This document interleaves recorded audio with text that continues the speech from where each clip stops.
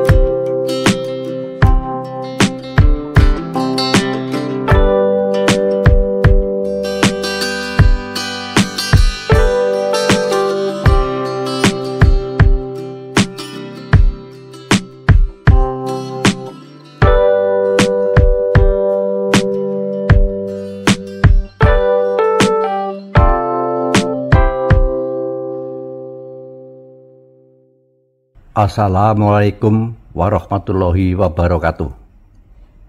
Pemirsa dimanapun berada, buku Fitoteknologi Kontemporer ini merupakan lanjutan fitoteknologi terapan yang secara spesifik membahas fitoarsitektur bangunan dan jalan.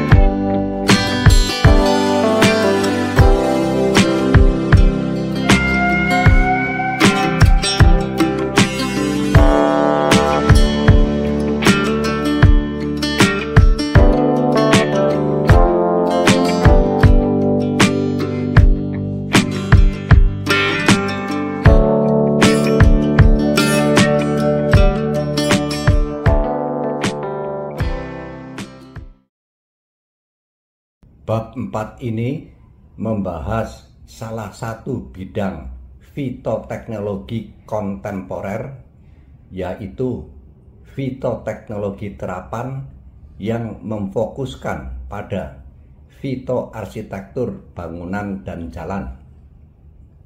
Secara sengaja, fitoarsitektur bangunan dan jalan ini didahulukan karena posisi penerapan teknologinya yang terdekat dengan kehidupan kita sehari-hari dan dalam waktu kegiatan terlama sepanjang hari.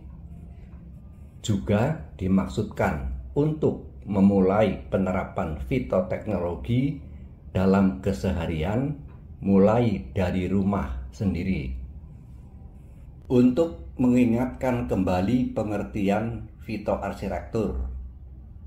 Fitoarsitektur adalah konsep yang menggabungkan desain arsitektur dengan elemen tumbuhan dalam konteks pembangunan dan perencanaan ruang, baik itu di ruang terbuka maupun di dalam ruangan. Secara sederhana, fitoarsitektur dapat dipahami sebagai penggunaan tumbuhan untuk tujuan desain dan perancangan ruang, baik itu dalam skala kecil seperti tanaman hias indoor dan taman rumah, maupun dalam skala besar seperti ruang publik, gedung bertingkat, atau prasarana perkotaan. Fitoarsitektur memanfaatkan prinsip desain yang mengintegrasikan tumbuhan dalam struktur prasarana untuk meningkatkan estetika, kenyamanan, meningkatkan kualitas udara, pengelolaan suhu, pengurangan polusi, mendukung keberlanjutan lingkungan. Sebagai catatan nama tumbuhan, tumbuhan yang dibudidayakan untuk estetika mengubahnya menjadi tanaman, crops, seperti anggrek dan kaktus. Sebagai catatan contoh tanaman, semua contoh tanaman yang diketengahkan di sini tidak harus menggantikan tanaman yang telah ada, namun menambahkannya sehingga tercipta ragam hayati dan memaksimalkan manfaat fitoarsitektur.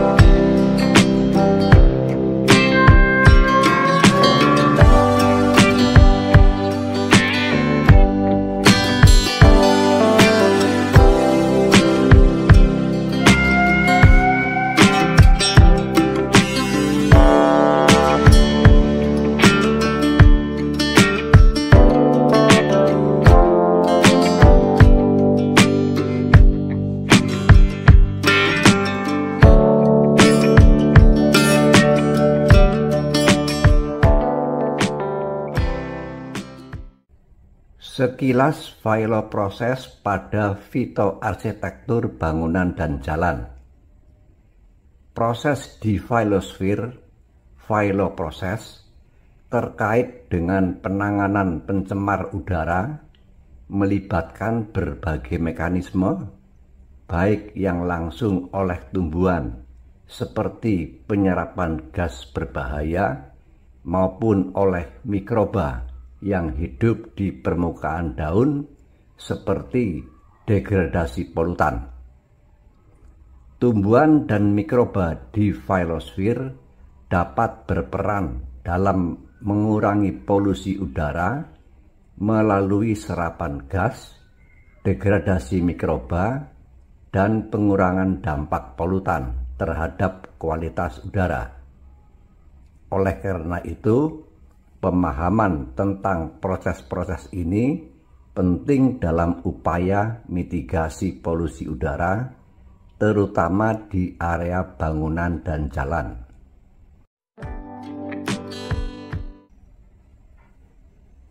Mengenai penyerapan polutan udara oleh tumbuhan.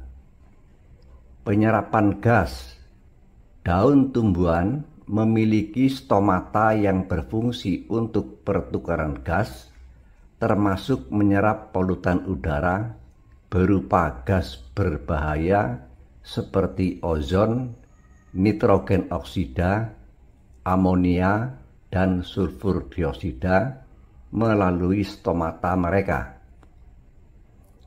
Penyerapan partikulat. Mikropartikel dari polusi udara seperti partikulat terhirup bisa menempel pada permukaan daun. Meskipun partikel ini tidak bisa diserap tumbuhan, akumulasinya pada daun mempengaruhi efisiensi serapan gas.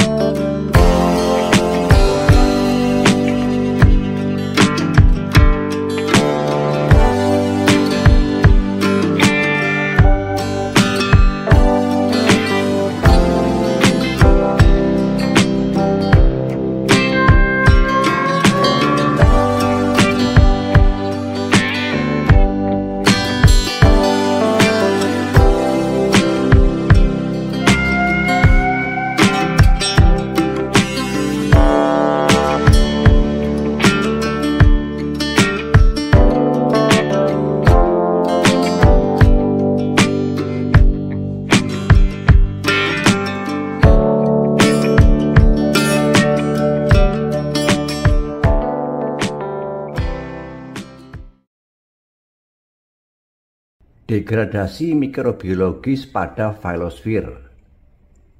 Tumbuhan dan mikroba yang hidup di permukaan daun dapat berperan mengurai polutan organik volatil yang berasal dari berbagai sumber, termasuk kendaraan bermotor. Beberapa mikroba di filosfer dapat memetabolisme polutan organik volatil seperti hidrokarbon aromatik polisiklik dan benzen. Mikroba seperti bakteri genus Brachibacterium, Pseudomonas, dan Rhodococcus, dan jamur tertentu dapat mengurai polutan organik yang terdapat di permukaan daun atau udara sekitar.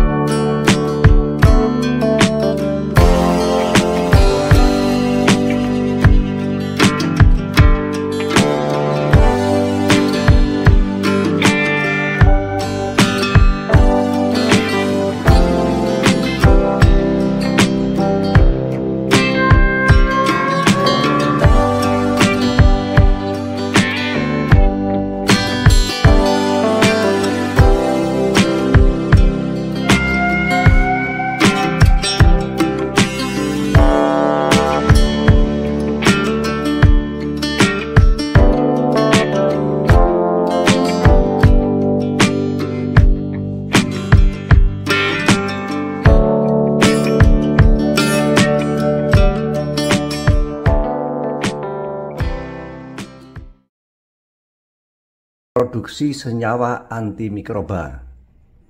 Beberapa tumbuhan dapat menghasilkan senyawa organik volatil yang bersifat antimikroba atau mampu mengikat dan menetralkan senyawa polutan tertentu di udara.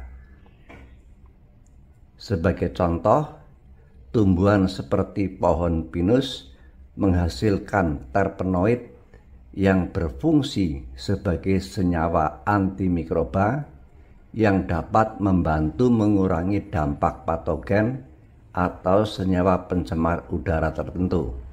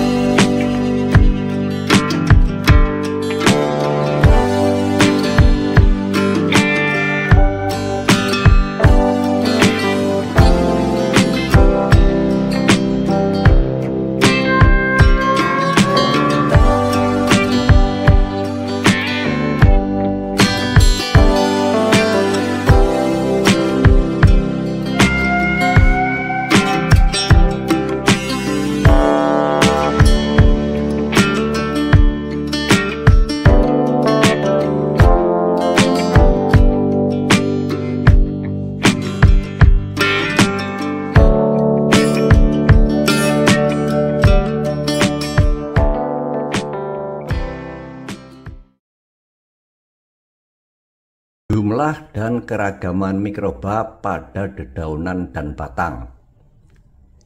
Jumlah dan keragaman mikroba pada dedaunan dan batang tumbuhan dipengaruhi oleh berbagai faktor lingkungan, jenis tumbuhan, serta kondisi fisiologis dan struktural tumbuhan itu sendiri.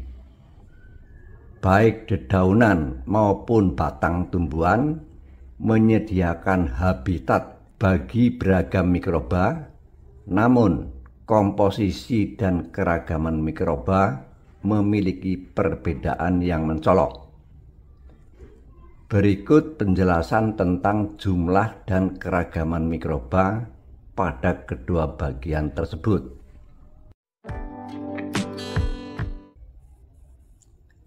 Jumlah mikroba pada dedaunan. Kepadatan mikroba. Dedaunan memiliki kepadatan mikroba yang relatif tinggi, terutama pada bagian bawah daun yang lebih teduh, di dekat stomata, atau di daerah dengan kelembapan yang lebih tinggi. Stomata berfungsi sebagai pintu masuk bagi mikroba, terutama bakteri dan jamur, yang dapat mengakses jaringan tumbuhan. Mikroba juga dapat berkembang biak dengan memanfaatkan eksudat tumbuhan seperti gula, asam amino, dan senyawa organik lainnya. Jenis mikroba pada dedaunan. Filosfer dihuni oleh berbagai jenis mikroba. Bakteri. Beberapa bakteri yang sering ditemukan berperan dalam mendegradasi polutan udara atau memfiksasi nitrogen. Jamur. Fungi yang ditemukan di daunan antara lain bersifat simbiotik dan dapat membantu tumbuhan dalam penyerapan nutrisi. Alga. Beberapa alga terutama dari kelompok hijau ditemukan di permukaan daun yang lembab. Simbiosis jamur dan alga dikenal sebagai lichen, lumut. Keragaman spesies pada dedaunan. Keragaman mikroba di filosfer bisa sangat tinggi. Penelitian menunjukkan bahwa keragaman mikroba di dedaunan dapat sangat bervariasi antar spesies tumbuhan dan juga dipengaruhi oleh faktor lingkungan. Misalnya, tumbuhan yang tumbuh di daerah yang lebih lembab dan dengan kondisi mikroklimat yang mendukung pertumbuhan mikroba cenderung memiliki keragaman spesies yang lebih tinggi. Jumlah mikroba pada batang. Kepadatan mikroba. Kepadatan mikroba pada batang secara signifikan lebih rendah dibandingkan dengan dedaunan, karena batang lebih sering terpapar ke udara yang kering dan lebih sedikit memiliki eksudat yang mudah diakses oleh mikroba. Mikroba pada batang lebih sering ditemukan di jaringan luar dan seringkali lebih tersebar, tidak terlalu terkonsentrasi pada area tertentu seperti di stomata dedaunan. Jenis mikroba pada batang. Area batang, stemosfer, dihuni oleh bakteri. Jenis-jenis bakteri yang ditemukan pada batang meliputi Pseudomonas, Agrobacterium, Erwinia, dan Xanthomonas. Beberapa bakteri ini dapat menjadi patogen tumbuhan yang menyebabkan penyakit sehingga tidak signifikan berperan untuk mengolah polutan. Jamur. Jamur yang sering ditemukan pada batang adalah Fusarium, Trichoderma, dan Coletotrichum. Beberapa jamur ini dapat menyebabkan pembusukan batang dan tidak berperan pengolahan. Keragaman spesies pada batang. Keragaman mikroba pada batang lebih terbatas jika dibandingkan dengan dedaunan, karena kondisi batang yang lebih stabil dan terlindung. Namun, di beberapa tumbuhan yang mengalami kerusakan atau stres, batang dapat menjadi tempat berkembang biak bagi patogen yang lebih agresif. Oleh karenanya, mikroba pada batang tidak signifikan berperan dalam pengolahan polutan.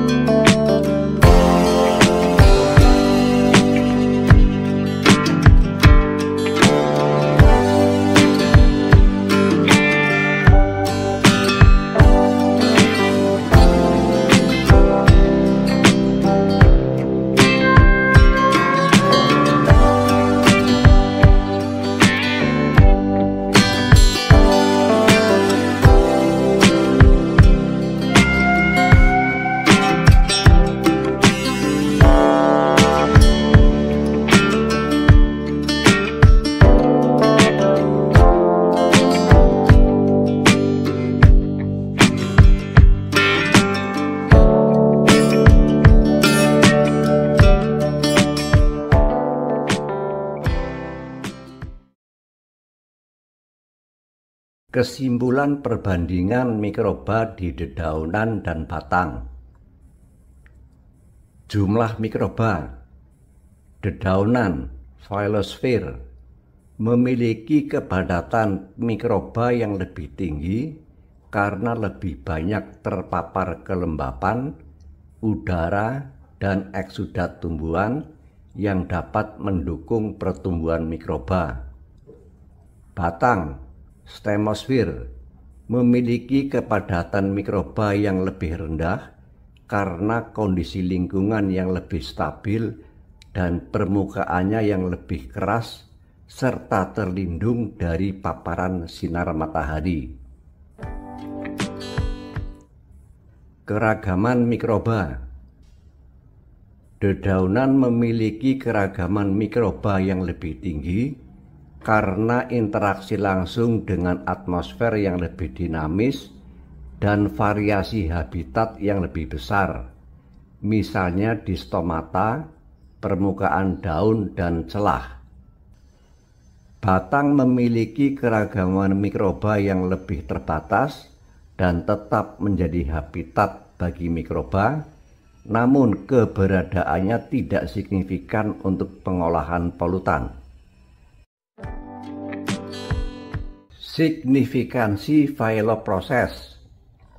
Berdasar karakteristik jumlah dan keragaman mikroba, secara praktikal proses-proses mikrobiologis pada bagian atas tumbuhan yang signifikan merupakan filoproses. Perbandingan profil filoproses pada tumbuhan beda tinggi dedaunan. Sangat jelas, untuk tumbuhan dedaunan atas batang, maka filoproses bekerja pada bagian atas tumbuhan. Sementara tumbuhan dengan dedaunan setinggi batang, maka filoproses bekerja pada bagian seluruh tumbuhan.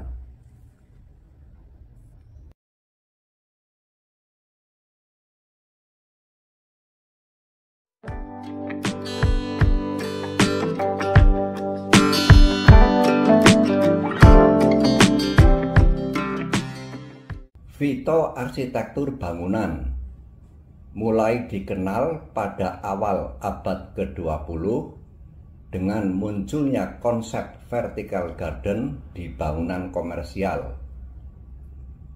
Selanjutnya, tahun 1970-an, popularitas fitoarsitektur meningkat berkat kesadaran lingkungan yang tumbuh. Pada masa kini, fitoarsitektur menjadi elemen penting dalam desain bangunan kontemporer. Mengenai jenis habitat, proses, dan tipe tanaman. Jenis habitat adalah tanaman air floating dan emerging, dan tanaman tanah.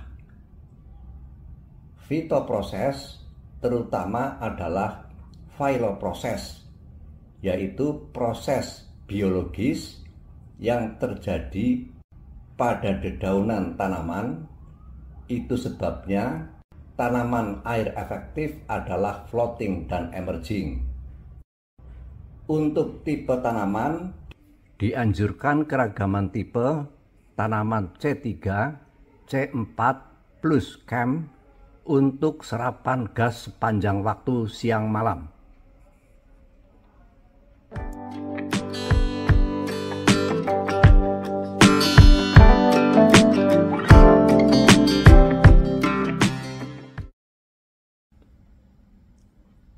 Penempatan indoor bangunan. Penempatan tanaman hias dalam ruangan indoor suatu bangunan sangat penting untuk menciptakan suasana yang nyaman, menyejukkan, dan memberikan kesan alami. Berikut adalah beberapa tips dan pertimbangan dalam menempatkan tanaman hias di dalam ruangan. Pencahayaan. Tanaman dengan cahaya tinggi. Beberapa tanaman hias memerlukan pencahayaan yang terang dan langsung, seperti tanaman sukulen dan kaktus. Kedua tipe itu adalah Cam, dan tanaman tropis seperti Monstera atau Palm. Kedua tipe itu adalah C4. Sebaiknya letakkan tanaman-tanaman ini dekat dengan jendela yang terkena sinar matahari langsung. Tanaman dengan cahaya rendah. Beberapa tanaman lebih toleran terhadap kondisi cahaya rendah, seperti Sansevieria trifasciata dan paku-pakuan. Keduanya merupakan tipe C3.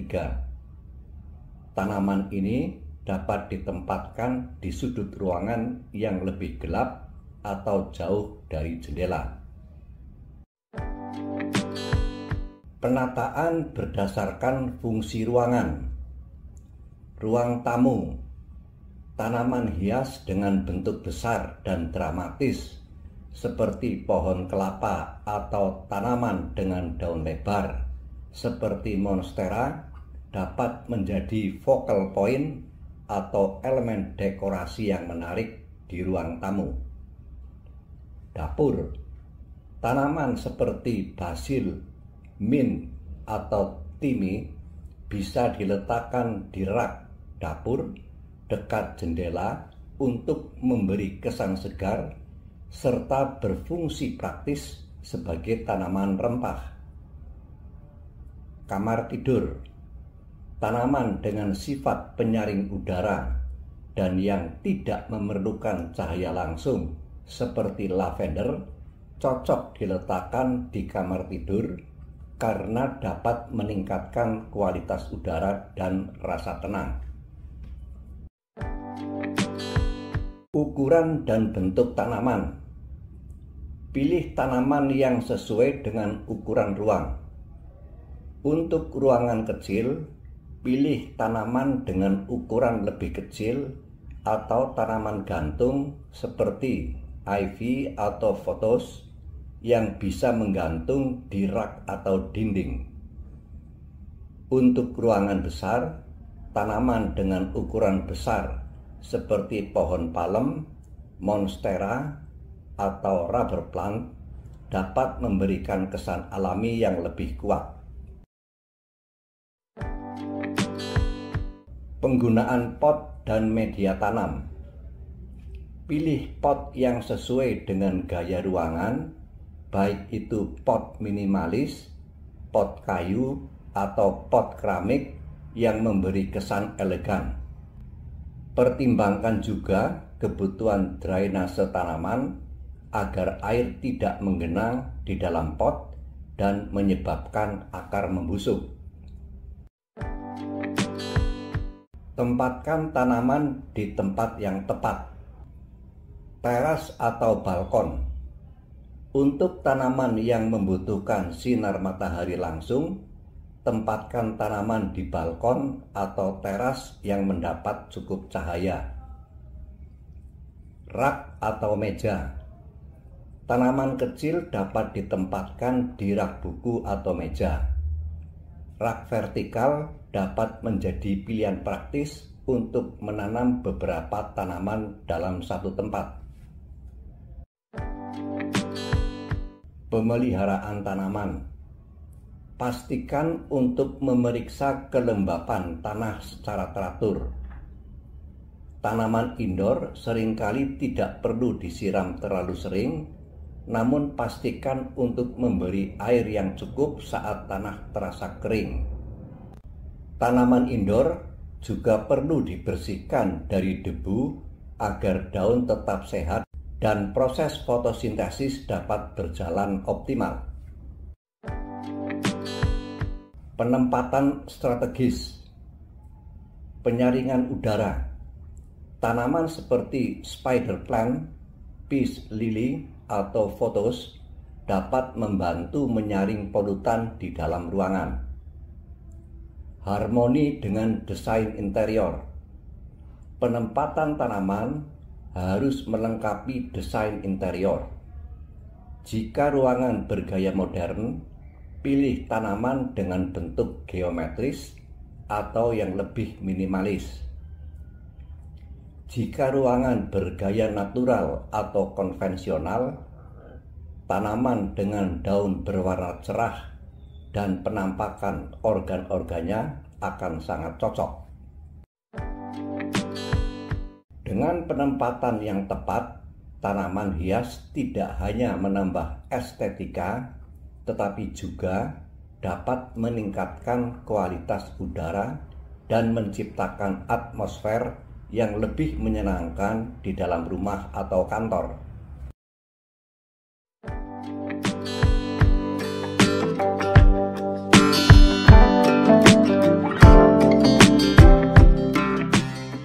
Penempatan outdoor bangunan.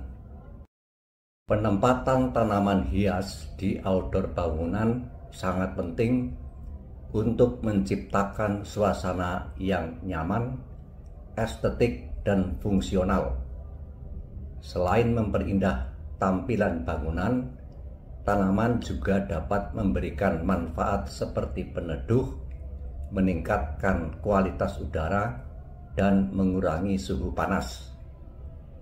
Berikut beberapa tips dan pertimbangan untuk penempatan tanaman hias di luar ruangan.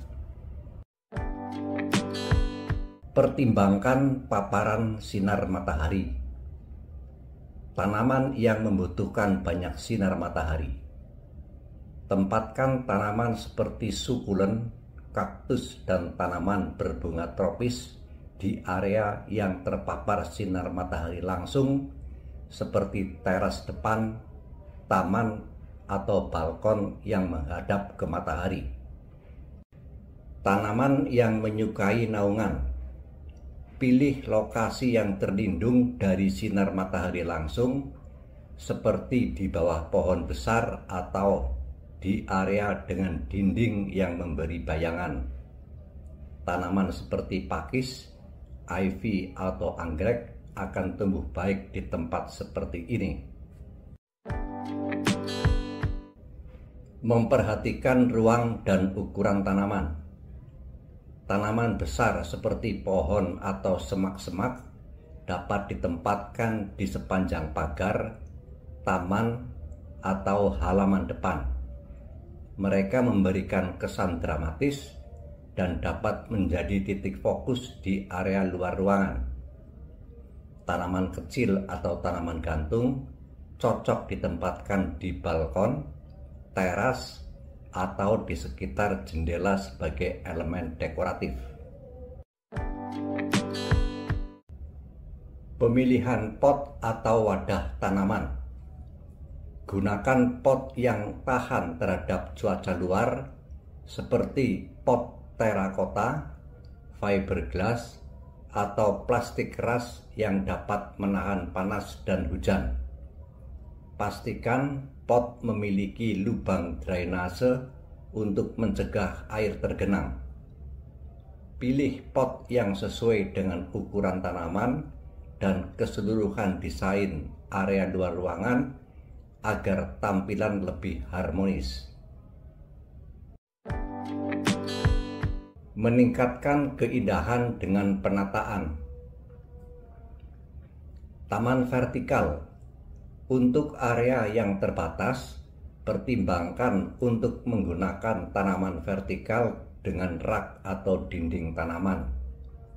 Ini bisa menambah kesan hijau tanpa memakan banyak ruang. Tanaman gantung.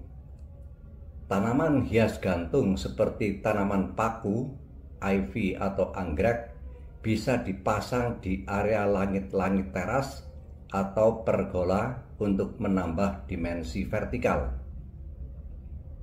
Tanaman sebagai pembatas ruang.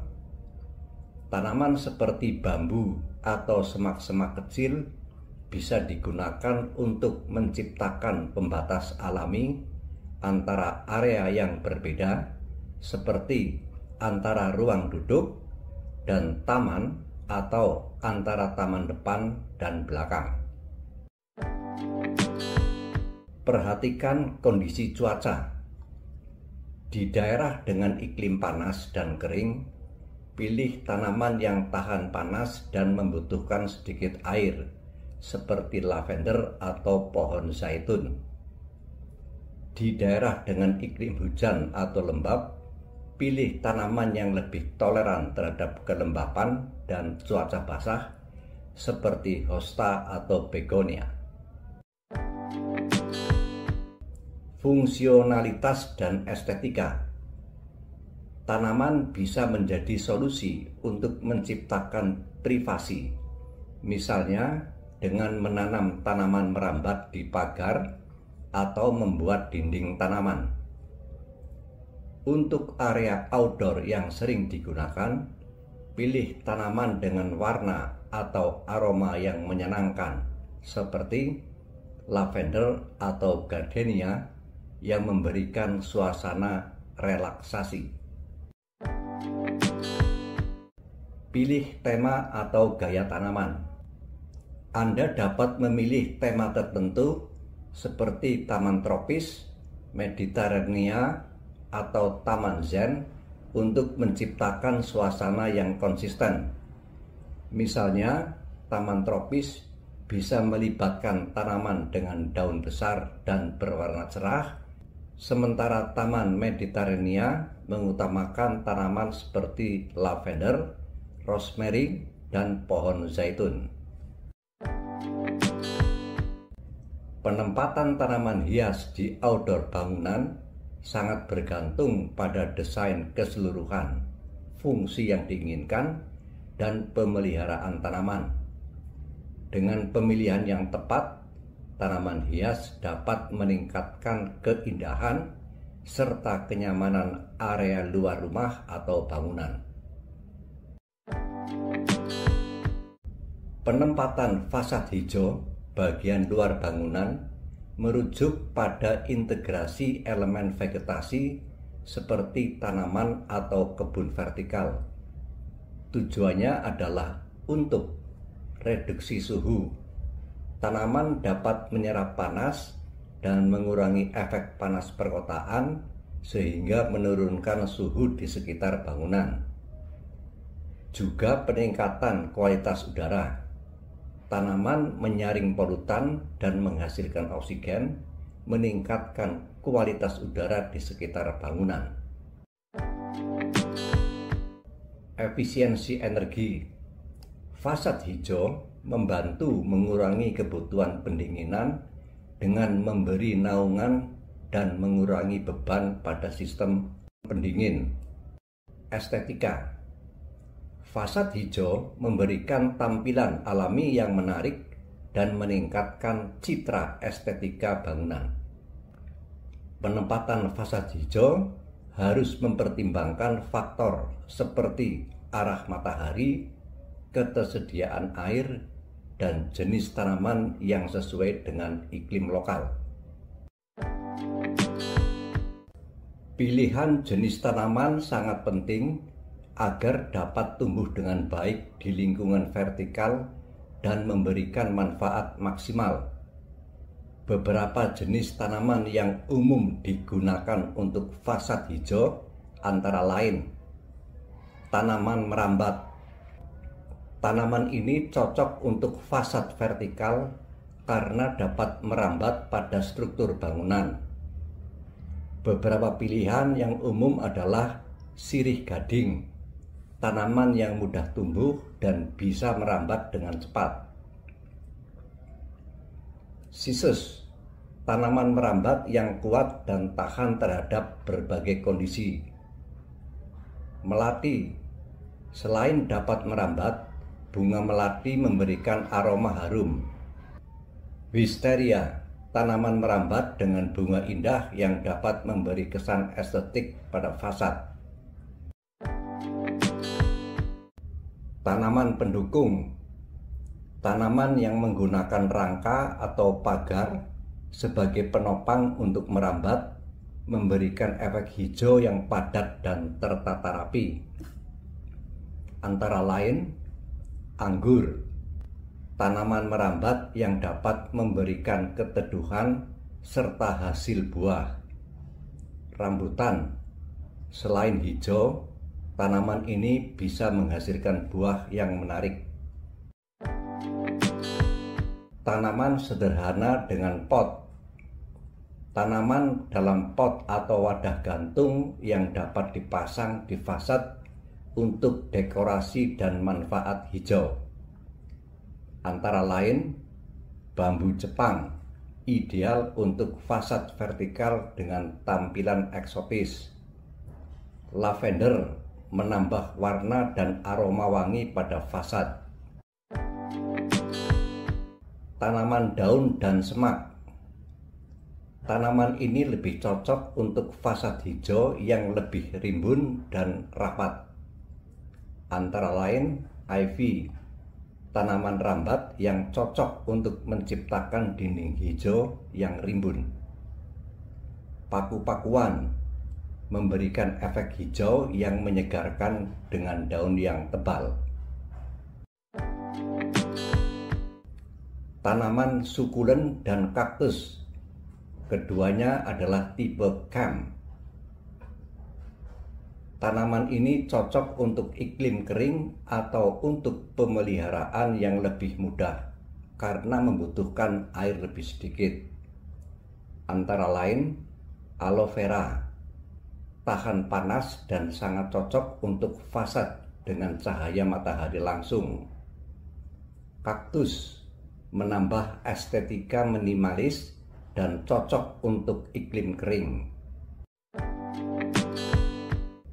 Pemilihan tanaman harus mempertimbangkan faktor seperti iklim lokal, cahaya matahari, ketersediaan air, dan perawatan yang diperlukan agar tanaman dapat tumbuh dengan baik dan memberikan manfaat maksimal untuk fasad hijau.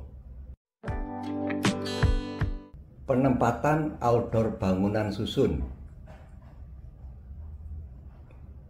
Beberapa contoh adalah Bosco Verticale, Italia.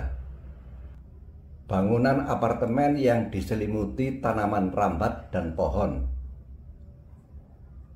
Across Fukuoka, Jepang. Bangunan perkantoran dengan taman bertingkat di sisi luarnya. One Central Park, Australia. Kompleks hunian dengan dinding hijau raksasa dan taman di atas atap.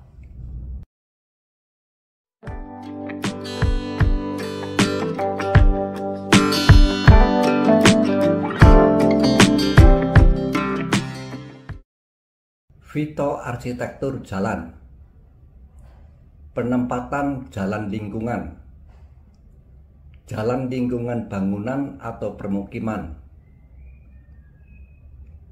Penanaman pohon di sepanjang jalan lingkungan untuk menciptakan suasana teduh dan asri. Jalur pejalan kaki. Penanaman pohon dan tanaman di sepanjang jalur pejalan kaki untuk kenyamanan. Penempatan sisi jalan. Fitoarsitektur atau penggunaan elemen vegetasi dalam desain arsitektur dapat memberikan banyak manfaat pada jalan darat. Penanaman pohon dan tanaman di sepanjang jalan dapat meningkatkan kenyamanan, keindahan, dan keberlanjutan lingkungan jalan tersebut. Susunan tinggi tumbuhan di sisi jalan penting untuk menciptakan tampilan yang rapi dan fungsional. Berikut adalah beberapa panduan umum mengenai susunan tinggi tumbuhan di sisi jalan. Di sisi jalan, penanaman tumbuhan harus mempertimbangkan beberapa faktor seperti visibilitas, keamanan, dan estetika. Secara umum, susunan tumbuhan pada sisi jalan adalah tumbuhan rendah 1-2 meter. Biasanya ditempatkan dekat dengan trotoar atau jalur pejalan kaki. Ini membantu menjaga pandangan terbuka antara pengguna jalan, pengemudi atau pejalan kaki, dan juga meminimalkan hambatan visual.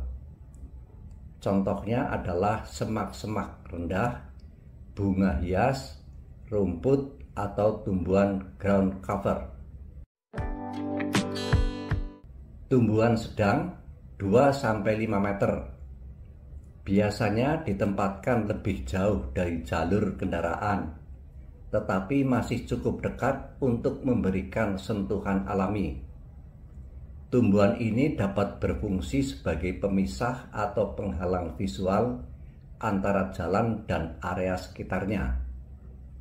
Contohnya, pohon kecil, semak-semak tinggi, tanaman berbunga yang tidak terlalu tinggi, misalnya pucuk merah.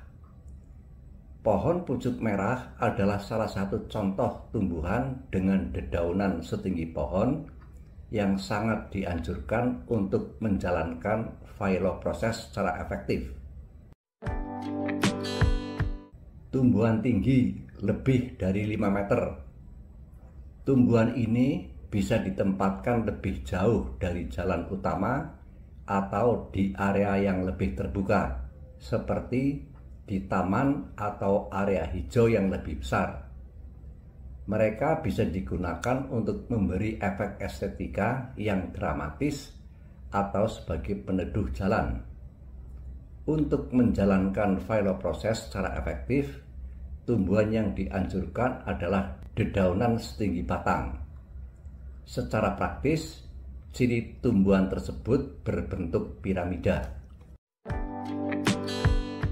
Beberapa contoh tumbuhan berbentuk piramida adalah glodokan tiang yang memiliki bentuk simetris seperti piramida dengan cabang-cabang yang menggantung dan daun lanset. Tingginya bisa mencapai 10-20 meter. Selain berfungsi sebagai tanaman hias, glodokan tiang juga efektif dalam mengurangi polusi udara.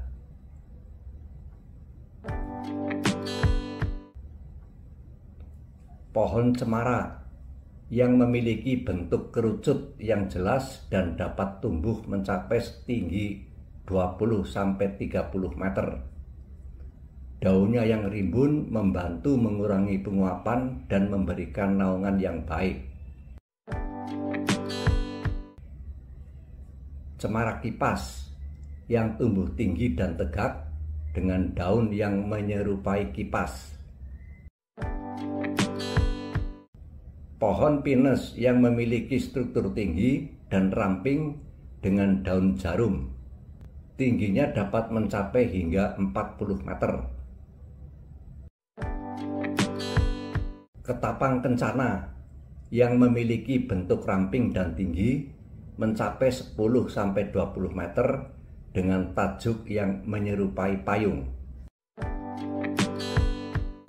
Perhatian penting, jangan menanam tumbuhan yang dapat menghalangi pandangan pengemudi, terutama di tikungan atau pertemuan jalan. Tumbuhan tinggi sebaiknya tidak terlalu dekat dengan marka jalan agar tidak menghalangi jarak pandang.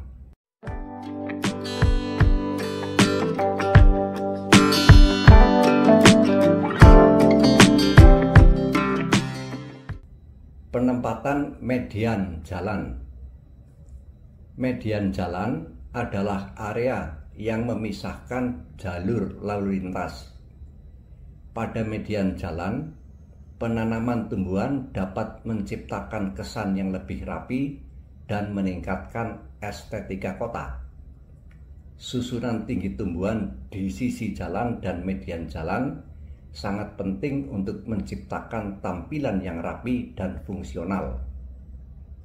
Secara fungsional, tumbuhan median jalan harus lebih rendah daripada tumbuhan di sisi jalan agar pencemar aktivitas jalan terlokalisasi pada area jalan sehingga memperpendek dampak negatif keluar sisi jalan. Berikut adalah susunan tumbuhan yang sering digunakan di median jalan. tumbuhan rendah 1-2 meter. Ini adalah jenis tumbuhan yang paling sering digunakan di median jalan karena tidak menghalangi pandangan pengemudi. Tumbuhan ini cocok untuk area median yang lebih sempit. Contohnya tanaman bunga, tanaman penutup tanah, atau semak-semak kecil. Tumbuhan sedang 2-4 meter. Di median yang lebih lebar, tumbuhan yang lebih tinggi bisa ditanam. Namun, perlu dipastikan bahwa tumbuhan tidak menutupi pandangan pengemudi atau menciptakan bahaya bagi lalu lintas. Contohnya, pohon kecil dengan kanopi yang tersebar, semak-semak tinggi, atau pohon dengan cabang rendah yang tersebar. Perhatian penting, median jalan harus dirancang untuk tidak mengganggu pengemudi. Oleh karena itu, pastikan bahwa tumbuhan tidak menciptakan penghalang pandang atau mengurangi kenyamanan berkendara. Selain itu, penggunaan tanaman berbunga atau tanaman hijau juga dapat memberikan kesan segar dan indah.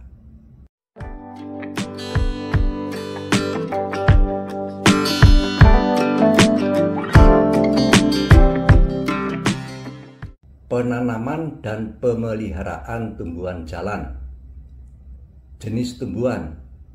Pilih tumbuhan yang mudah dirawat dan tidak cepat tumbuh terlalu besar hingga mengganggu jalur lalu lintas. Lajur penanaman. Penanaman tumbuhan sebaiknya zigzag, bukan segaris lurus. Pemangkasan. Pemangkasan berkala dilakukan secara selang-seling, bukan pangkas merata, untuk menciptakan profil dedaunan setinggi pohon yang dapat memaksimalkan filoproses. Penyiraman.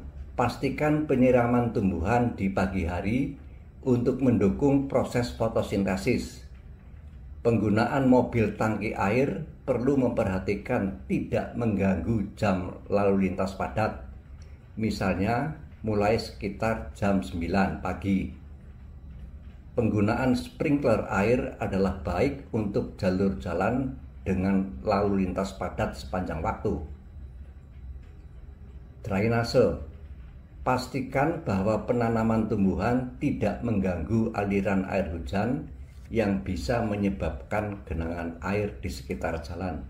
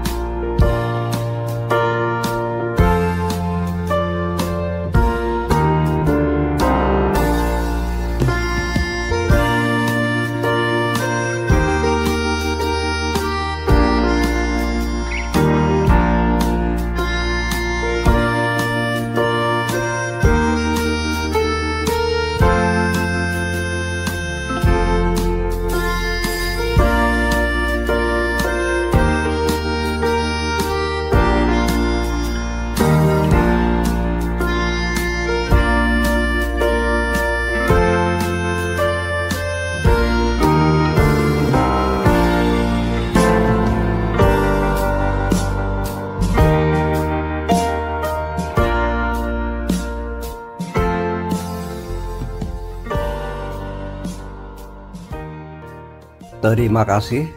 Sampai jumpa pada bab selanjutnya.